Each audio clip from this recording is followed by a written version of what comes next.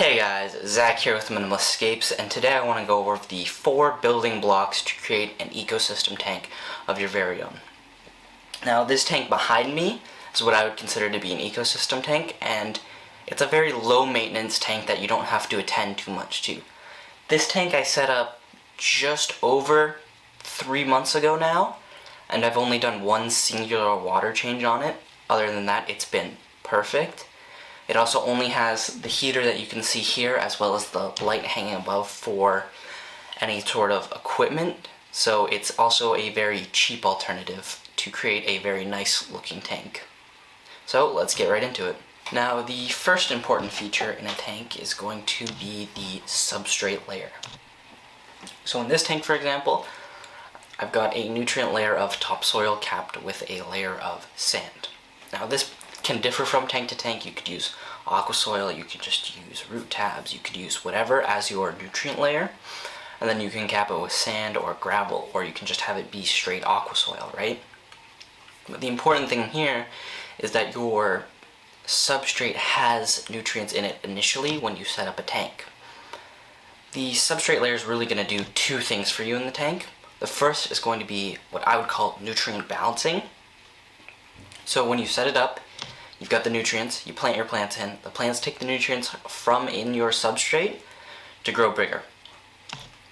And as the nutrients become depleted, or as your tank starts to evolve, you might have to add more in. But if your tank is evolving and there's organic waste breaking down inside your tank, so this can be decaying plant matter, this could be dead fish, this could be even just fish waste. Really anything organic that's breaking down is going to land down on your substrate. A lot of people will vacuum this out. However, it's important to consider that as it does slowly sort of decay and break down, it will go back into the soil slowly. It'll absorb back in and provide nutrients again for your plants so that they can grow larger. The second thing that the substrate does is it provides a home for some beneficial bacteria in your tank. Present in most aquariums are going to be 2 types of beneficial bacteria. One is going to be aerobic and one is going to be anaerobic bacteria. The aerobic bacteria is going to colonize everywhere in the tank. It'll be on the glass, on the hardscape, in the water itself, wherever on your plants, anywhere. But the anaerobic is only going to be inside of the substrate. And this is very important. It's bacteria that is present in the lack of oxygen. Now, in regards to substrate, I would always recommend a sand substrate, because with gravel what you can get is you can get water flow between, I would say, pieces of gravel depending on the grain size, and that can sort of hinder the development of a anaerobic bacteria colony inside of your tank. Now this bacteria is very important because it completes the nitrogen cycle. Where the aerobic bacteria starts it, the anaerobic bacteria picks up and finishes the nitrogen cycle. So you don't want to have half a cycle going in your tank. And the bacteria is what's going to break down your nitrates and nitrites, turning them back into nitrogen and being released. And this is what's going to keep your tank very healthy. The second building block that I would consider very key and important in an ecosystem tank is going to be the hardscape in the tank. As I previously mentioned, your aerobic bacteria is going to be colonizing on it, and having more hardscape and more surface area is going to let you have a larger colony of bacteria, and this is only going to help your tank. Now the next thing that hardscape really does is it can sort of improve the amount of plants and increase the number total that you're going to be able to plant in your tank. You can see that I've got this floating stump in this one. Now this gives me another area to plant other plants. So I can put rhizome plants on the stump itself, and I can put stem plants sort of in and around the bottom of it, and it just increases the total plant volume in your tank, which is never going to be a bad thing. The other thing hardscape does is it's going to provide a much calmer environment for your inhabitants, and it's going to keep them more occupied mentally, So what you could see is if you do have all this interest and sort of areas for the fish to explore, they're going to be much more stimulated and they will be much more active as compared to in a tank that just has nothing in it. Another good reason for this is if you do have fish, any aggression that you're going to get, as long as you have Hardscape that has vision blocks to it, you should be able to keep fish sort of together, and it does give them their sort of separate areas if anything does happen to arise. The third building block that I consider probably one of the most important in this entire process, and one that I would assume is pretty obvious, is going to be plants. You can't really have an ecosystem tank without having plants. Now, when I'm talking about plants, I want you to pack in as many as possible into your tank. It's important that you have a large plant mass inside of your tank for the cycling of nutrients, right? Plants are going to take up a lot of nutrients as long as you give them it, and having adequate light for your plants is also something that you do need. But that's really it. Plants are what are really going to make or break your tank. Right? If you don't have enough, you're just going to have waste building up and building up and building up, or your water quality is just going to keep going downhill, and you really don't want that.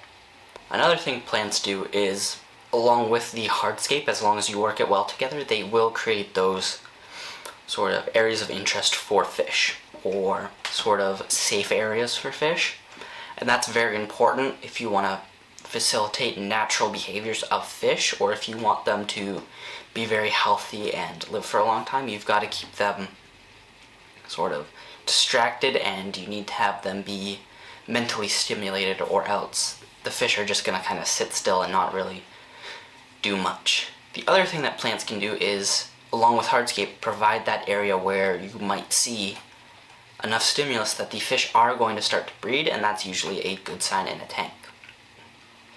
Plants themselves are also a good indicator of overall tank health and the nutrients within a tank.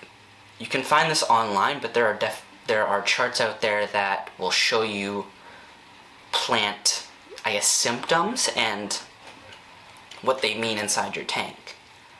So with Java ferns, I know that a lot of the spots, they'll either yellow or they'll start to blacken when you're lacking certain nutrients. So you do need to be careful of that, but it also tells you that, hey, your water might be missing something that the plants need, and that could be very important for the overall health of the aquarium. And they just provide so much for the aquarium while looking very good. Now, the last building block in a ecosystem aquarium is going to be the inhabitants themselves.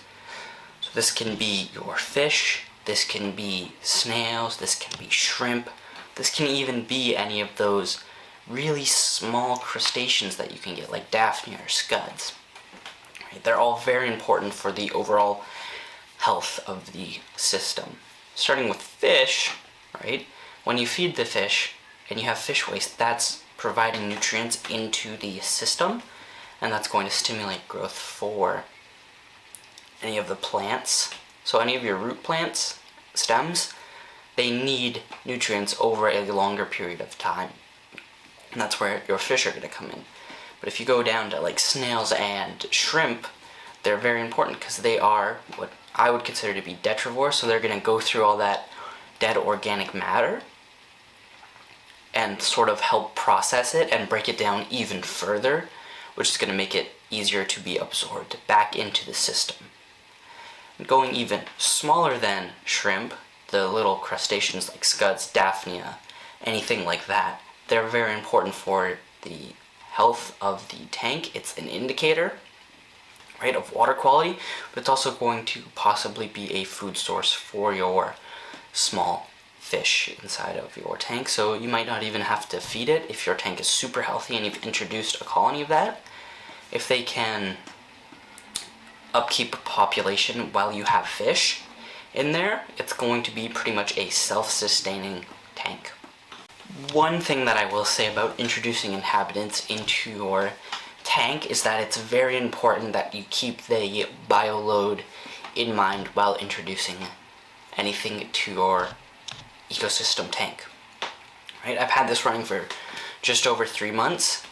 In month 1, all I had in here were some shrimp and some snails, and that kept my bioload really low. Right, in a 90-gallon, snails and shrimp are really going to be nothing. It's important to help get that system going.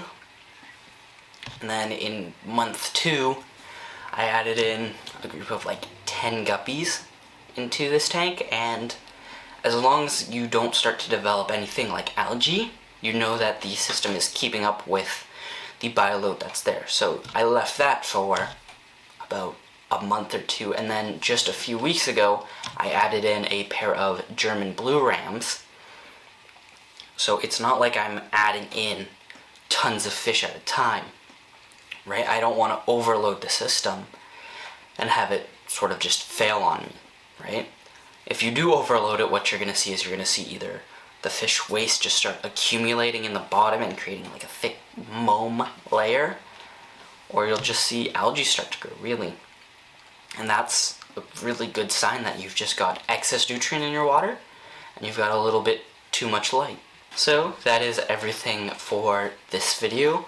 Hopefully you guys found this information helpful, and it's going to help you along the way in building an ecosystem tank. But hopefully if you enjoyed, you will consider subscribing, and I will see you guys later. Peace.